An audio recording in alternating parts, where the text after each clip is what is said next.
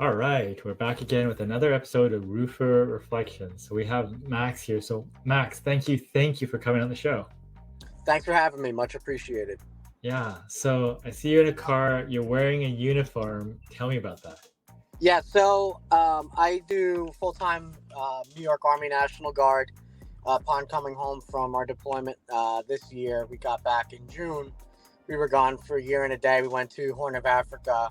I hopped on an assignment with them full time for immigration over here. And how long have you been part of that?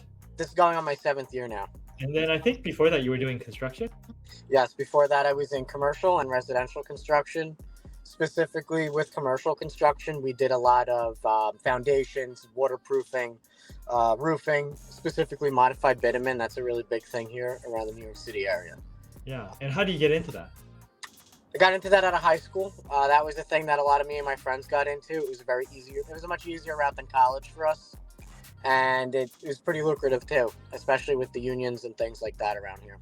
And then you were working on the construction side of buildings and roofing. I mean, what are the things you learned there?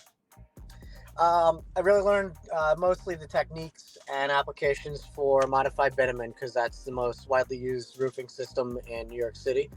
And so I familiarized myself with the torch down techniques, parapet wall installation, load bearing walls, veneer walls, things of that nature. I had to learn a lot about regulations, foundations, concrete pouring, things of that nature, really. I guess you've recently sort of got into the inspection side of things on the roofing side. What made you make that move? So I looked for a market that wasn't really cornered in the area that I was coming back to.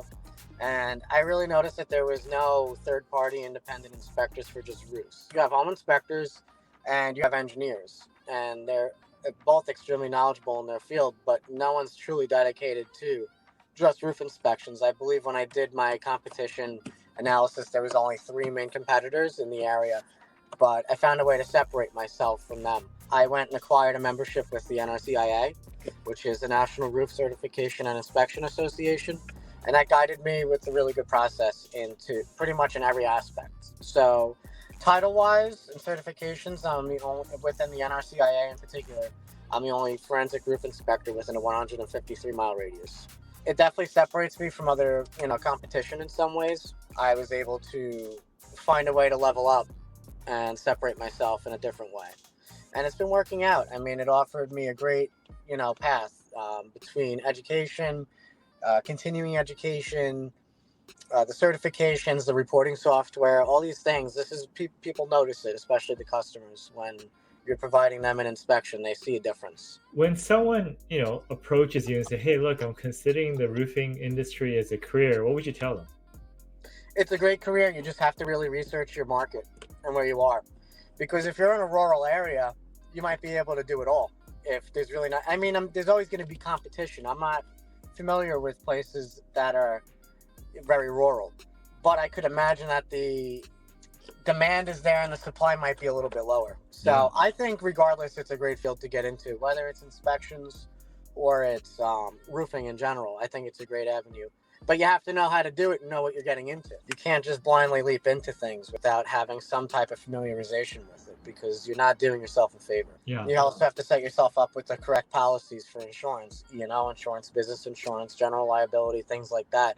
And that's things that a lot of people don't take into account, especially with inspections. You have to have those things. So I do recommend it whenever people would ask. But a lot of people don't care to get into it. Where I am right now, it's really a lot of people are very comfortable with being in a union or having a roofing company. They don't really want to get into inspections, and that's okay too. Yeah. There's enough money to be made in any avenue that you go, really.